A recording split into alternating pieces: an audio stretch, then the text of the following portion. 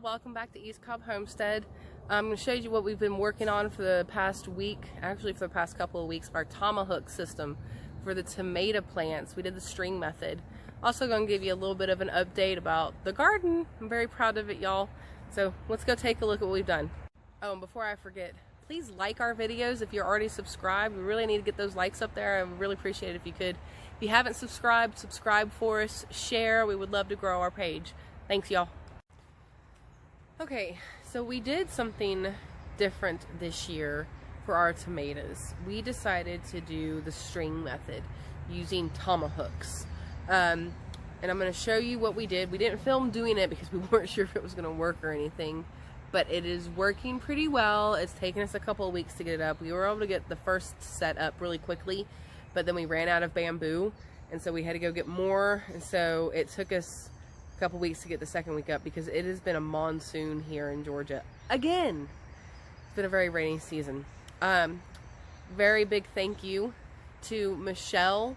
She is a sweet, kind lady who let us come and cut a whole bunch of bamboo down from her backyard. We didn't get as much as I think she would have preferred, but this entire apparatus, besides the tomahooks, was completely free. So I'm going to show you what we did. All right. Okay, so this is what we did. Just a big shot. I'm going to show you. Alright. I know that there's white tape on there, but I don't know. I kind of like it. I think it looks good. I really, really like this, y'all. I'm really proud of this.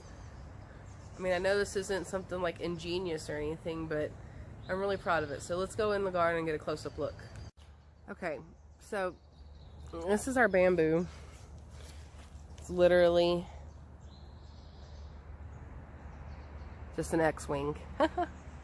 Star Wars fans, do you get it? There are 4 of those. So we got 1, 2, 3, 4 on both sets.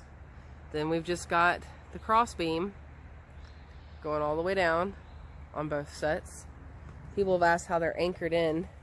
He just took another stick and pushed it into the ground and taped it together. Same one for over there. We use our leftover bamboo for that. So that is our tomato hook apparatus for our strings. So let's talk a little bit about the tomahooks. Okay, so these are a tomahawk. Literally, tomato hook. But they're called tomahooks. Alright? So the only thing that I'm not 100% sure of is how tight to make these strings. So if you know, I mean, that's about how tight ours are. They're not like super tight, but they're taut. And they're keeping the tomatoes up. Now the whole point of the tomahawk that's different from the regular string method is that as they grow, you can loosen. Like, see these right here, I've got it. This one's a little bit looser. You can loosen the string as the tomatoes grow to allow for a little bit more give in the string so that they're not super tight. So what you do is you just tie it to the base, as you can see right there, and then you wrap the plant around the string itself. And then I've ran another string up here and just hooked the tomahawk to it. On our second row of tomatoes, a lot of them had already squared over. So I'm retraining them to go up the strings, which is why those are further down, because a lot of these had fallen over. So I'm trying to make them grow straight again. See, this one's a little loose, so see, you can just kind of take it. Kind of hard to do one-handed.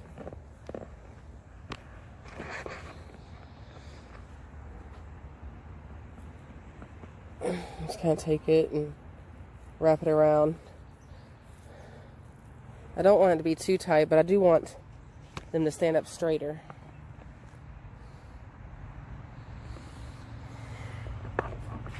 We already got a good bit of tomatoes on ours, going well. Same thing for the Romas. The Romas are starting to give us some fruit. But overall, this method is supposed to be two things that make it better than just doing the cages. We do have one in a cage, and we're going to show you the difference at the end of the season. But it's supposed to be easier to prune,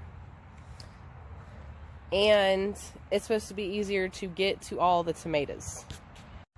Pruning a tomato, yes, it's very, very, very important, and it's something that I did not know how important it was until last year. It is so important to prune your tomatoes. These things will grow wild. They're a bush, and they will go nuts. Their sole purpose in their life is to reproduce, and they will reproduce.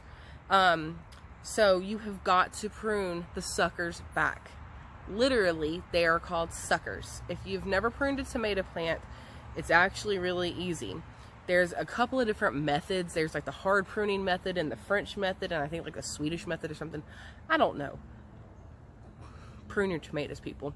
You want it to give as much energy as it can to producing fruit and not producing another tomato plant.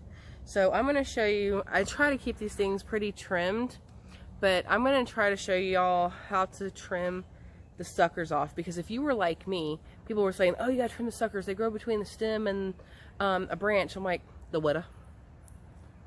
I mean, I understand why you call it a sucker, because it's sucking energy, but I don't know what you're talking about. And it didn't register to me until they started growing and I could physically see what it was. So I'm going to try to find one that has a sucker on it that I can show you exactly what it is that you need to prune. All right, we found some. Okay, guys. So, can you see this little thing right here? Is it easy to see? I don't know. See, this is the stem, or this is the branch. This is the stem. Here's an even better one. Look at that one. See that one? See how it's growing between the stem and the branch? That's a sucker. You need to pinch that guy off. Alright? It's the same thing on every branch. Here's another little one. See? Stem, branch, sucker. Come off. Now, if you don't do this regularly, they will get out of control. I found a sucker yesterday that, look, now this one's, here we go. I found a sucker yesterday that was massive. Y'all, it was just massive. Had to come off. Other thing you need to do for trimming your tomato plants. See, look, here's a great example of how they will reproduce. You see that? See that? That is a different tomato plant right there. The other thing you need to do is you need to trim your bottom branches. See how we got all these spots here that I've already trimmed them? Okay? You need to try to keep these branches off the ground as much as you can so that they don't get the disease, some kind of rot. Sorry, I'm looking for suckers here because they grow so quickly. You never know when they're gonna. Come on. Ooh, look at those Romas. Those are pretty. So much rain this past week. Our first big tomato got waterlogged. Really needs to come off. But I've already heavily pruned a lot of these. Maybe I'll do another pruning video where I'll just show you pruning. Give it a week. So, trimming tomatoes is important. Very important. Take a lesson learned from me. Trim your tomatoes. Whether you're doing it by the cage or whether you're doing a string method or a trellis method, whatever you're doing, trim your tomatoes. And like I said, I'll give it a week and maybe do a trimming video next week. But now I want to show you how our garden's growing. I'm very proud of it. It's doing very well. So let's kind of walk around, take a look and see what's going on. So our bell peppers are coming in.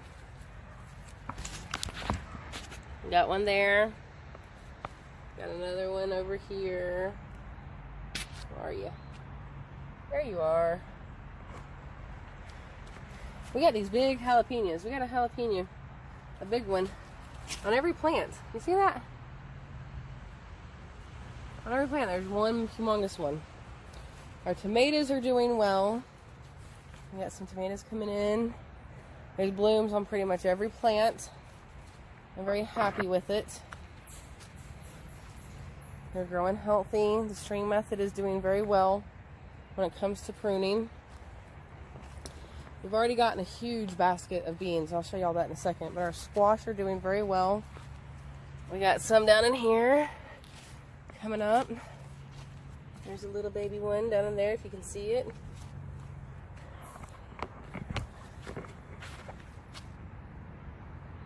Got another squash hiding there. Here. Every plant's got a squash on it.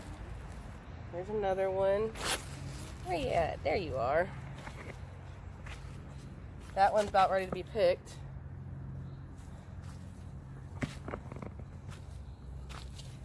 Got one hiding down in there too. Got one hiding there. Our beans, y'all. I was not expecting these to go as crazy. These are those bush striker beans that we planted from seed. They did so well last fall, we wanted to do them again. Y'all, it is, what, the 11th, the 12th of June? And I've already picked a basket of beans. And there's still more to be on here. Look. Look at these things. Look at them. They're everywhere. I really need to get out here and pick these again. I just picked yesterday and these have already grown since then. Every bush, almost every bush, has beans on them. We got a lot of snapping to do. But they've all grown very, very, very, very, very well. 3 rows of them. We only got a few spots where beans didn't come up.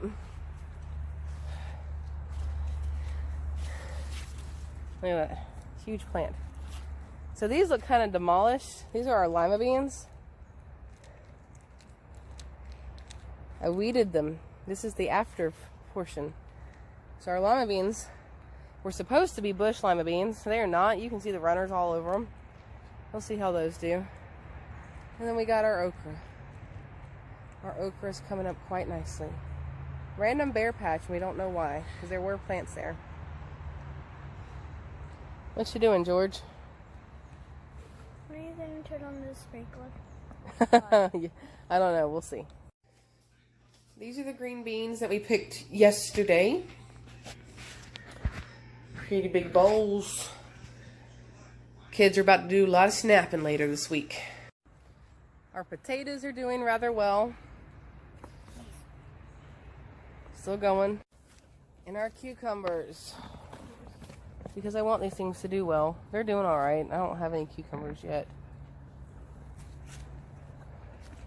Actually, I think I do. I think I got a baby one somewhere in here. Yep, right there. Oh, baby cucumber. There's another baby cucumber. Little spikies. Mm-hmm. Cucumbers. So, here it is. We're going strong.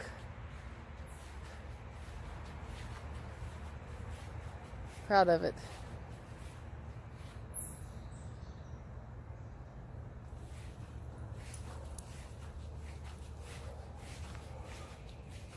I think Blake wants 25 quarts of green beans this year.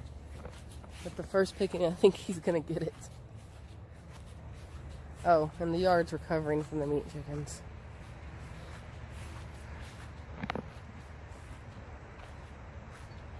There it is.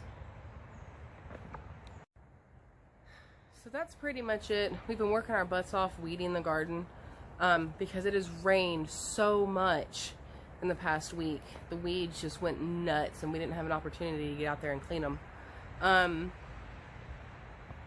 If you have any questions about the string method or Tomahook method, or if you know how tight those strings are supposed to be. I mean, I know they're not supposed to be so tight where it chokes the tomato plant out. I know that. But I feel like if I loosen it too much, then it doesn't support the tomatoes. So I'm kind of, you know, on the fence on that thing. Trying to give you a nice little aerial shot of the garden. I like it. I'm proud of what we've done, y'all. I'm really proud of what we've done.